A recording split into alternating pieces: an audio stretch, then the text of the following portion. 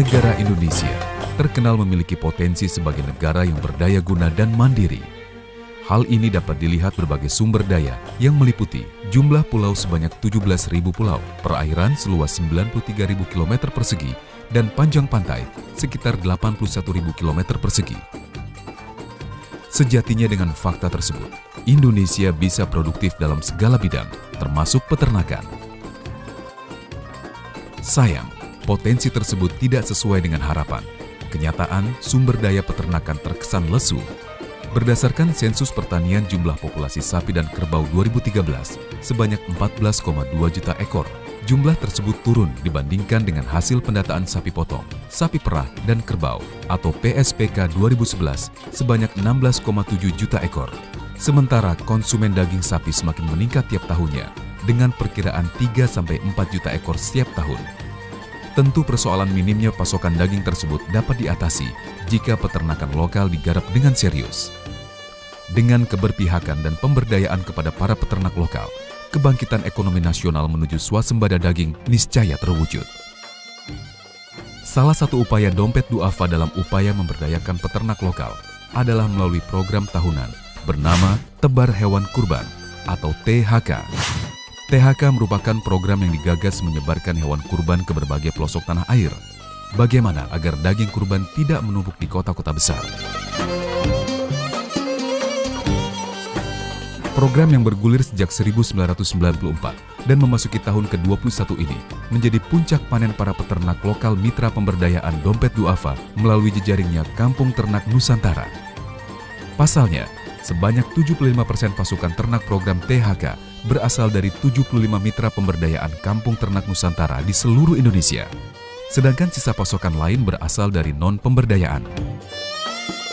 Dengan adanya hajat tahunan ini, pemberdayaan praktis menggelinding. Kampung-kampung para peternak mitra Kater bergairah karena desa jadi pemasok ternak.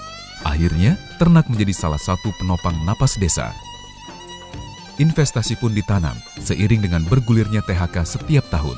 Jauh sebelum Idul Adha, hewan telah dipelihara para peternak. Para peternak bukan hanya dapat upah pemeliharaan, melainkan juga diupayakan mendapatkan separuh bagian hewan. Mereka juga mendapatkan bagi hasil pembelian dan pengetahuan soal ternak.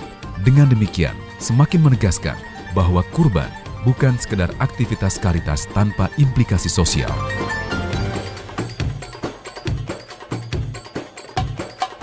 Dompet Duafa melalui program THK mendistribusikan daging kurban ke 33 provinsi di seluruh Indonesia, di 216 kabupaten, 388 kecamatan, dan 4.272 desa kepada masyarakat yang kurang beruntung. Daerah-daerah yang menerima penyaluran hewan kurban THK Dompet Duafa mayoritas diterima masyarakat yang tinggal di pelosok-pelosok Nusantara, wilayah perbatasan dengan negara-negara tetangga, kawasan dalam pegunungan, pesisir pantai, hingga pulau terluar dalam negeri ini. Inilah kurban melintas batas. Daging kurban diterbangkan hingga ke pelosok. Guna menjaga kualitas hewan kurban THK sesuai dengan standar syariah kurban, Dompet Duafa melakukan quality control.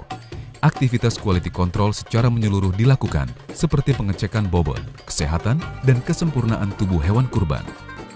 Program THK Dompet Duafa sejatinya tidak hanya aktivitas sekedar pemberian daging kurban atau karitas semata.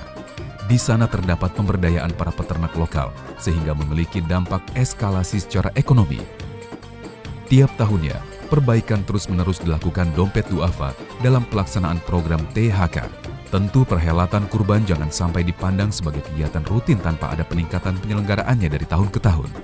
Sehingga menjadi tantangan tersendiri bagi organisasi kemasyarakatan yang menyelenggarakan kurban untuk lebih akuntabel, tepat sasaran, dan sesuai syariah.